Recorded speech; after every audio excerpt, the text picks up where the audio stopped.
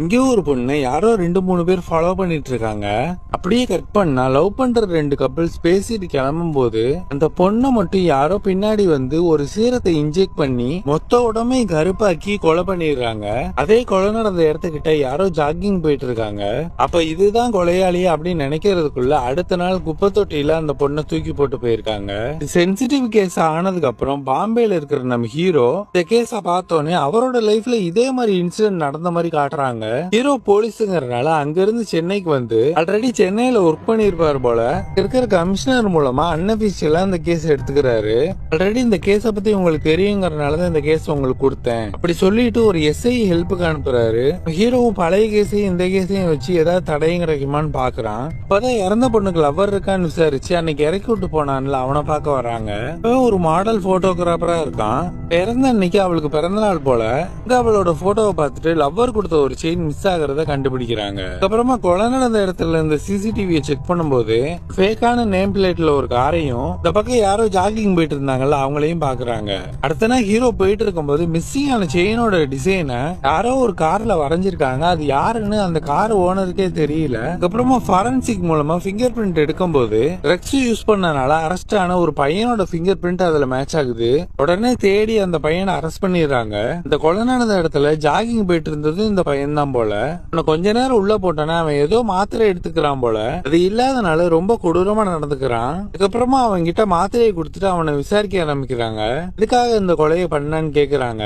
நான் அந்த பக்கம் ஜாகிங் தான் போனேன், யாரையும் கொலை பண்ணலன்னு சொல்றான். அப்படியே அந்த கார்ல அந்த செயினோட டிசைனை வரைஞ்சேன்னு கேக்குறாங்க. அப்ப அவன் என்ன சொல்றான்னா, நான் சின்ன வயசுல இருந்து எதை பார்த்தாலும் அது என் மனசுல அப்படியே பதிஞ்சிரும். அந்த செயினை எங்கேயோ பாத்திருக்கேன், அது என் மனசுல நின்னனாலதான் படமா வரைஞ்சேன்னு சொல்றான். அதுக்கப்புறம் இந்த டேப்லெட்டையும் எடுக்கிறேன்னு கேட்கும் போது ஆனா ஒரு பொண்ணு சின்சியரா லவ் பண்ணும். அந்த பொண்ணு அவளோட சுயநலத்துக்காக என்னோட தங்கச்சியும் என்னோட ஃபேஷனையும் விட்டுட்டு வர சொன்னா.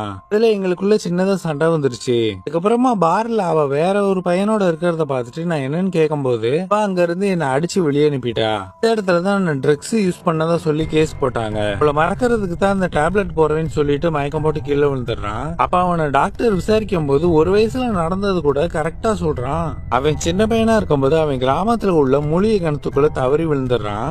இருக்கிற ஒரு ஆமை தான் இவனை காப்பாத்தி இவனுக்கு இந்த நினைவாற்றல் பவரையும் கொடுத்துருக்கு. அதுக்கப்புறமா நம்ம ஹீரோ கிட்ட அவன் என் ஸ்விம்மிங் பூல் கூட்டு போங்க, நான் இந்த செயினை எங்க பார்த்தேன்னு கண்டுபிடிச்சு சொல்றேன்னு சொல்லி பவரை யூஸ் பண்ணி எங்க இருந்ததுன்னு சொல்றான்.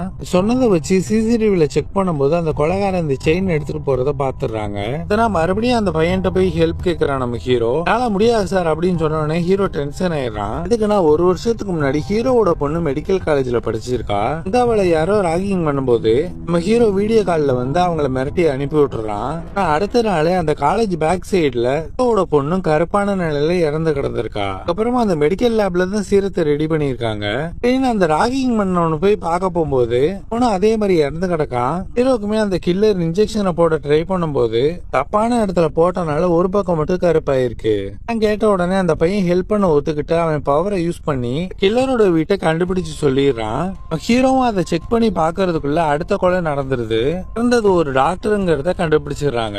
அதுக்கப்புறமா அந்த பையனை கில்லர் யாருங்கிறத கண்டுபிடிக்க மறுபடியும் பவரை யூஸ் பண்றான். இந்த நேரம் அந்த கில்லர் ஒரு போட்டோவை கிரிக்கெட் இருந்தான்னு சொல்லி பொண்ணோட போட்டோவை அந்த பையன் வரைஞ்சு காட்டுறான். அப்படியே கட் பண்ண அந்த பொண்ணு யாருன்னா ஸ்டார்டிங்ல ஒரு பொண்ணை ஃபாலோ பண்ணாங்கல்ல, அது இதுக்காக தான் ஃபாலோ பண்ணிருக்காங்க. அப்பதான் நம்ம ஹீரோ அந்த பொண்ணு கருப்பா இருக்கிற மாதிரி ஒரு போட்டோவை பாக்குறான். அப்பதான் ஹீரோக்கு ஒரு விஷயம் தெரிய வருது. கொஞ்சம் ஹேர் ஸ்டைல் எல்லாம் மாத்தி செக் பண்ணும்போது அவனோட பொண்ணு கேஸ்ல ராகிங் பண்ணாங்கல்ல, இதுல ஒரு ஆள இந்த பொண்ணு இருக்கா. என்னன்னா அந்த ராகிங் பண்ணவன் ஹீரோவோட பொண்ணை பார்த்துட்டு நீ வெள்ளையா அழகா இருக்க, பாரு கருப்பா தாறு மாதிரி இருக்கா அப்படின்னு சொல்லி கிண்டல் பண்ணிருப்பான். இதுல இருந்துதான் இவன் ட்ரிகர் ஆகி எல்லாரையும் கொலை பண்ண ஆரம்பிச்சிருக்கா. அப்படின்னு தெரிஞ்ச உடனே கடைசியா ஒரு ஆளை கொல்ல வரும்போது நம்ம ஹீரோ அவளை ஷூட் பண்ணி காப்பாத்திடுறான்.